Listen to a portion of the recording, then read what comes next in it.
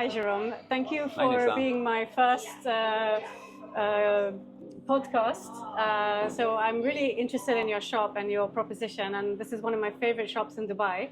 So I wanted to do a podcast about it and tell everyone like all these amazing things that you have with the Thank stories you. behind it. Yeah. So yeah, can you tell me a bit about like how you started out? Or Yeah, sure, how did you Nissa. get- First of all, thank you for getting interested in my little place. You know, Antika, I created the company 16 years back, okay?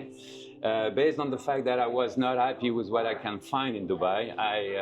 I've always sourced, you know, old items, vintage items, and so all along my life, and I wanted to dedicate it at some point to my passion. So that's what I did. Created Antika and then focus on authentic old items, real one, genuine. So I start going in the field, sourcing, searching, and start bringing items back there. You know, items that have character, soul, and a lot to tell to people and bring something different at home. And I feel that your items do have that. So Yeah, they have a lot. It's kind of a very passionate work to go there and really hunt for the gems, the little precious items that we still can find, you know, in some countries. So I source over India, in 2 states of India, the Rajasthan and the Gujarat being south of Rajasthan, for many reasons. But the first one is that Rajasthan is the main, one of the main states in India, being the land of the Maharajas, the land of the kings, you know.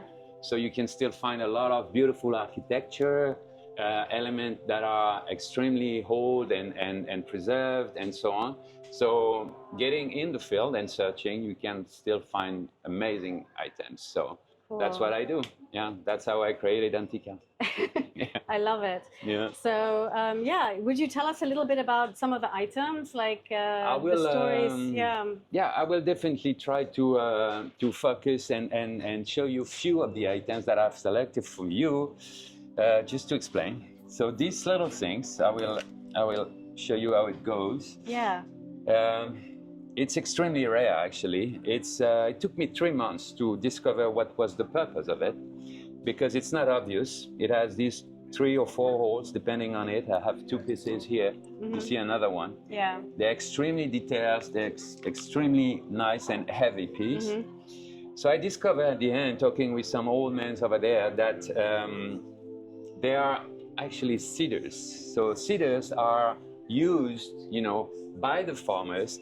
They put it on their belt here. They have a seed bags, you know, on the shoulder, and they will walk in the field, you know, to just seed the soil with it, you know. Cedars. Wow. Yeah, cedars. Okay.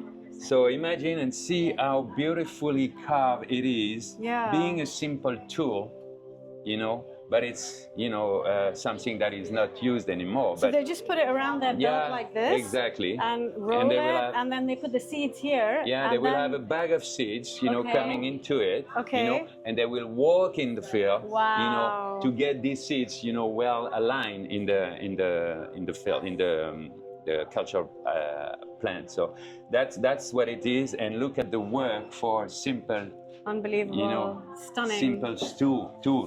It's just something useful and functional. But look how precious it might have been for these people at that time. So these kind of items, of course, you can turn them into many different aspects, just as a decorative items, or a candle holder, or whatever you want. I mean, but it's just amazing and so beautiful. Let's see what else we have here. Yeah, let's give you something here. Look, it looks like a simple pot, wooden pot. All right. Take it in your hand. You'll see, very light. Yeah. Amazing, no? It is very light. It is an Himachal pot. It's carved in one single piece of wood. Okay. Carved out from a piece of wood. Inside as well. Yeah. Wow. And it is a water pot, basically. But what amazed me is that they select the wood from a species that grows in the mountain, in the Himalayas, just on purpose. So they get the material locally. It's resistant, it's extremely dense, but it's light. So they can carry the water over their head, you know, and back in the mountain there, it's extremely important.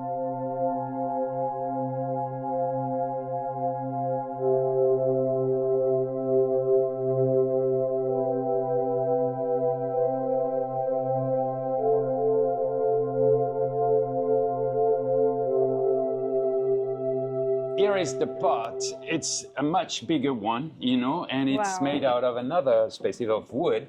It is also carved out in one single piece of wood, but it is used for storing the water. Okay. You know, so they use something much stronger, much more harder as well, you know, and it keeps the water a heavy. little bit cold. So all of that to say is that people are using the local, you know, locally made materials to make their items functional and adapt it to their environment and their area. Yeah. That's really interesting. Is this also made of one tree, like one yes, trunk? Yes, one single trunk. Can so you imagine? they carve inside. They carve inside, they carve everything it's out. so beautiful. And they Look make at the it design beautiful. and everything. Yeah, I love it. It is forever. I mean, this kind of pot can stand. We're not talking about sustainability. We're talking about extreme durability on that. You know, in extreme condition, Himalayas are, you know, quite tough.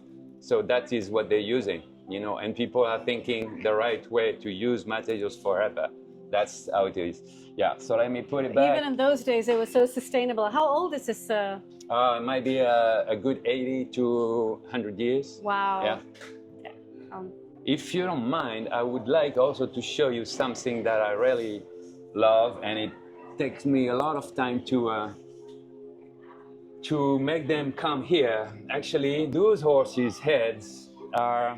Nice. Yeah, they are very old. They are something in between 150 to 200 years old, and they're part of architectural element. Okay. So basically, that part of the horse head here was the part that was inside the frame, because they come on top of the old doors, you know? Inside the frame of the door, wow, yeah. Okay. So you usually have two pieces. Unfortunately, on that one, I have only one because the other one was damaged. But I had to buy back the whole frame. So you imagine the old doors, I buy back the old things, I have to dismantle everything just to get the horse.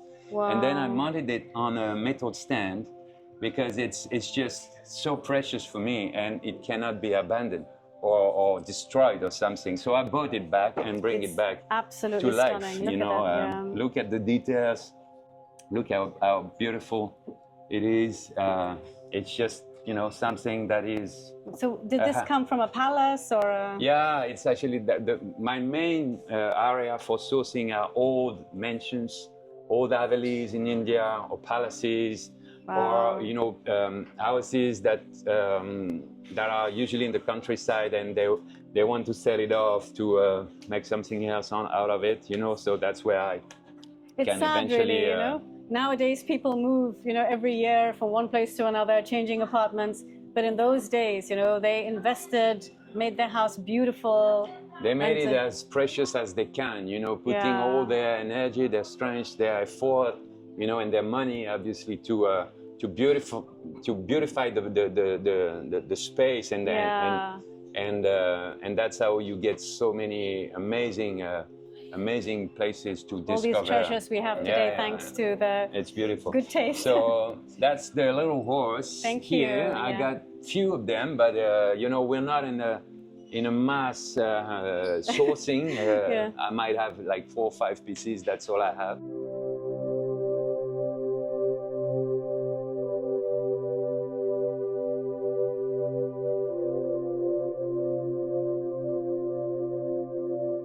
Let me show you something that I think you would like. Okay. Here is a box. Please come, have a look.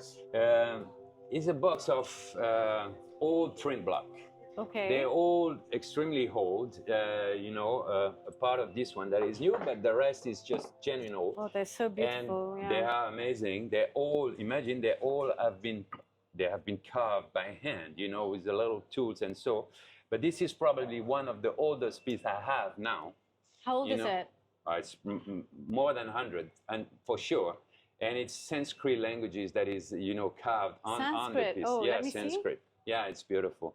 Do you know what it says? No, unfortunately, I don't read Sanskrit. But I have people that are still capable, and I will investigate a little bit more. I can ask my monk teacher to read it. Yeah. But look at the details and imagine. Yeah. You know, how hard it was for people. This one is so intricate, yeah. It is. But look, here you got a little horse and a rider on it. Oh, wow. It's just extremely delicate and elegant. And those were just tools for people to print on fabric, wow. you know, manually. So everything was made. How do you do it? You put the paint here and then they put the ink on it, ink, you know, okay. yeah, different color and so, and the guide, it's usually made by men, and they will repeat the same gesture with a particular pattern and go step by step to create a complete design just with their mind and their memory. You know, it's amazing.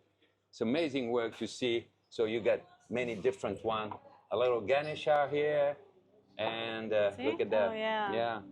I got a peacock. I got many. Look at the details. It's Can I see the peacock? Where's the peacock?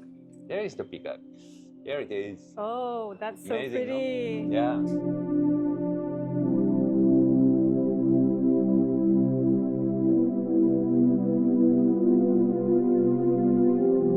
I would like to now show you something that is extremely valuable for me for many reasons, and I'll explain you. It's an old temple that I found in South Gujarat. A temple, okay. Yeah, a temple, a domestic shrine, let's say. But I have to go there and show you. It's on the wall. I cannot take it out for now, but I'll show you there. Okay, so Nissa, come. I will show you these extremely elegant pieces that I found, as I said, in South Gujarat. It's something amazing. I thought first time when I found it that it was, you know, something replicate or, you know, not an original one. But I discovered the piece was dated 1938. Wow. You see here, and signed. Yeah. Yeah, and it's a representation of, believe it or not, God of the Carpenter. Of the Carpenter, yeah, it's wow. Vishnu Karma. Vishnu Karma. Okay. Yeah. And it's extremely valuable. So you can imagine when I brought this back to my carpenters, I have a small workshop back near Jodhpur, and they were so amazed. They said, "Sir, how do you find this one? Where do you get this one?" And it's a beautiful piece. It's absolutely genuine. It's extremely rare, beautifully carved, and so the piece itself and the value, the auspicious part of it is just amazing. They're using a special paint on that particular painting, you know, that is very relevant of this kind of idol representation. So it's for me, you know, just a step above because it was made to be with me, I guess. You know, so now it's there, and I hope I'll find a nice home to be hang on the wall, I guess. Yeah. It's beautiful. Yes. Does it open? Yeah, it has a little drawer. You know, I just could keep this one. This one are bronze 18th century items. A Ganesha. This is Ganesha, and this one is? I guess maybe Vishnu, or I don't know. Whatever. But these are, for me, the most, probably the first two pieces that I found. Okay. When I started sourcing, so I'm not selling them. Okay. Actually, I just show them to people. That's it. Oh, that's lovely. Sorry, but they will stay with me. The shrine is there. Oh, I want those ones. No. Those are for myself. Okay. Then we can go back for something more functional, and then I'll show you something else. Thank you. Yeah. So Nissa, let me show you something that is important as well for us. It's the second part of our activity, is the recycle wood part, you know, where we do recycle items, fully recycled. So this is what we call the Indian Railway sideboard. It is made out of old Indian Railway that were on the side of the merchandise train, imagine. So we bought them back from the Indian Railway itself and turn it into something completely new. So old recycled teak wood with its original color, their original color, you know, so we get something, we're not painting anything. We get something as it is, as much as we can, we preserve it. And you can see the sliding door here, look. Here you have the Indian EIR logo type, it's Indian Railway. Right. So I reverse the panel to have the handle on top here, you know, to make it functional and so you got a very contemporary items with sliding door, doesn't take any space, very modern aspect, but being done 100% with recycled material. So, you know, it comes to the fact that we are trying to educate as well our carpenters to the fact that we can do something with the very good material they were using at that time. You know, they were having no compromise, neither on the material or on the way they built things. So we bought back the wood mainly from old demolished houses. When they demolish their house, we buy back the wood in bulk, and then we sort it out and keep only the very good part of it. So we managed to get back to life about approximately 85% of what we bought and turn it into new items. So we do tables, chairs, benches, stools, and so on. That Indian railway sideboards, we've done a complete collection. So this is, you know, just to focus and say that we can do a lot with whatever we already have in hands. We don't need to cut more trees. You know, we have the wood in hand. It's just a matter of finding it, buying it back, and being creative in reusing that material. So we reduce the weight, we reuse the material, and we create new design items. It's amazing, you know, but, and, you know, in those days when they built things, when they made things, it was forever, you know. The reputation of the carpenter at that time, yes, you know, is only based on the quality of his work. Yes. So no compromise on the materials, no compromise on the way it is built and mounted, you know. So it's made to stand and last. Forever. You know, it is made to be given to the next generation. I realized, like, even some of the pieces, the parts that were not visible, like, you know, a plate, where the part of the plate which is under like flat on the table, it's got a lotus on it or it's engraved. Yeah. You know, they didn't care about like if it's visible or not. It's not about showing. It's about their work ethic or their pride, their work pride. How they value things they're using on a daily basis. You know, because at that time it's not a consumption where society. Is that piece? The chapati board. Yeah, let me take it. I just want to like have a look at that. That was just so beautiful. It is. You see. You see, look. I mean. Let me get this off. Thank you. I mean, this piece, it goes like this. Yeah. But look what is behind. It's like a beautiful lotus flower.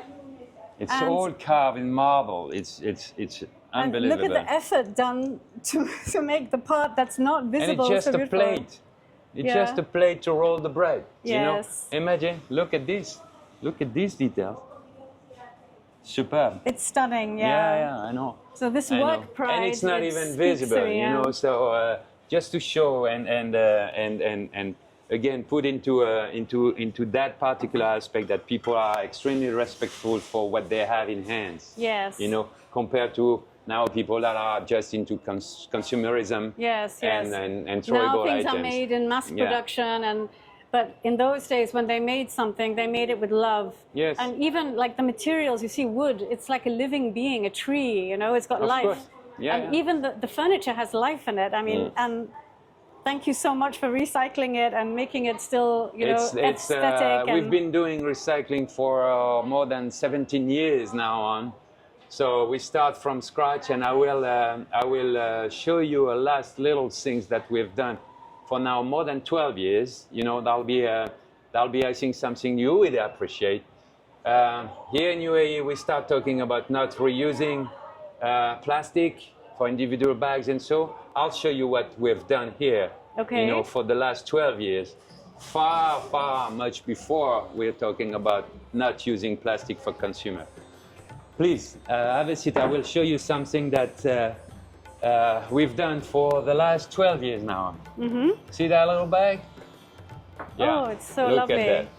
It's beautiful, no? Yes. This is the kind of bag you will have when you get an accessory or something here in the shop. All right. And those bags, I'll tell you what it is. They're old sari, recycled sari, the old clothes, you know? Yeah. There is, we do once a year or once every 2 years, we do a fair in Noida, South Delhi, where there is a group of old ladies that are basically helping the kids living in the street. So they asked for charity. I said, okay, I'll help you on that, but just please collect the old clothes in the community, store it, keep it, bundle it. When we come for the fair, we put it in the truck, send it back to the tailor where I have in Jodhpur near my workshop, and then he cut and make the little bag so you can have it, reuse it. I love it. We're not using plastic. We're helping the kids a little bit. We're not promoting that. That's my personal part.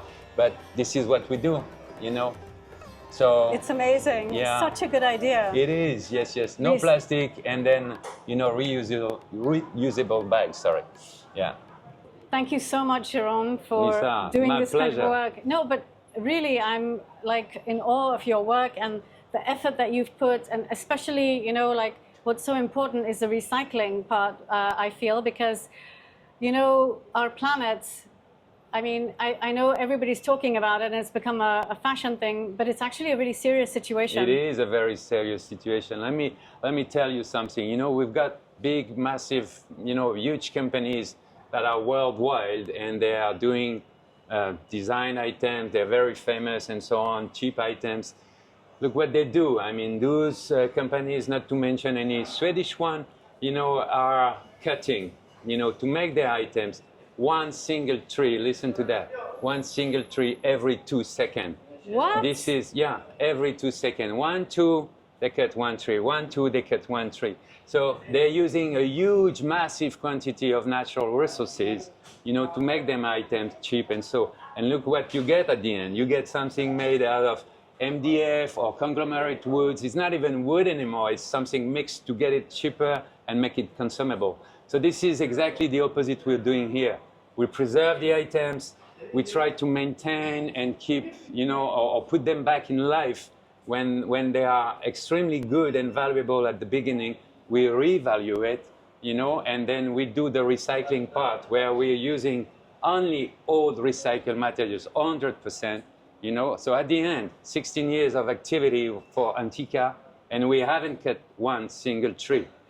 You know, being yes, yeah. So we try to preserve. That's it, and get back to life for some beautiful items that are, you know, finding a new home. You know, that's all we need at the end. That's so true. Thank you for coming and for appreciating what we're doing. Okay. Yeah. Thank you. I hope to see you again. Yes, Yeah. I hope so too. Okay, bye-bye. Thank you. Hi. So now we're back at my place, and we had a lovely chat with Jerome. I picked these two items, which are my favorites, and I'm going to now put my own energy into it, like I love to do, and make something special, and I hope you enjoy it.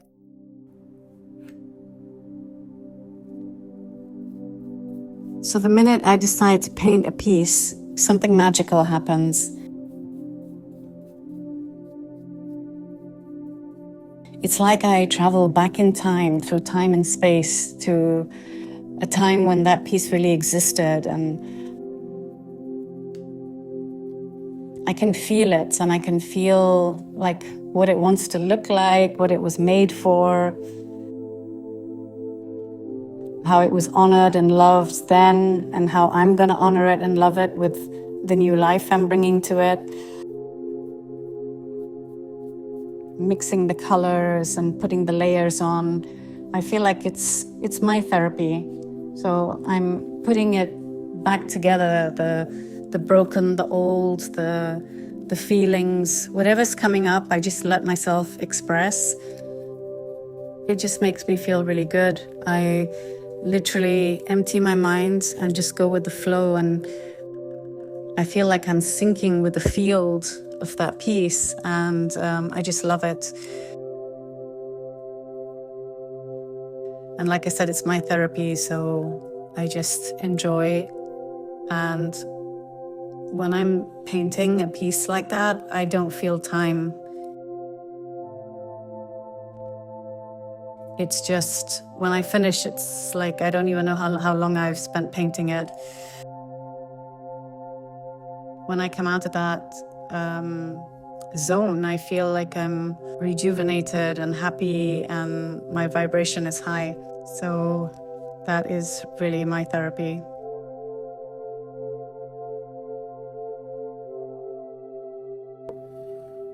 These are the two pieces I've made. I hope you like them.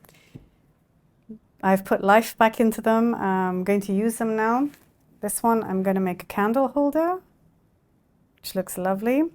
And with this one, I am going to have my incense burner. Ouch.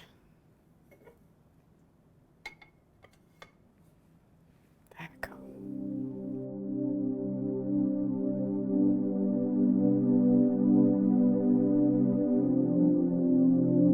I hope you like it and see you in the next video.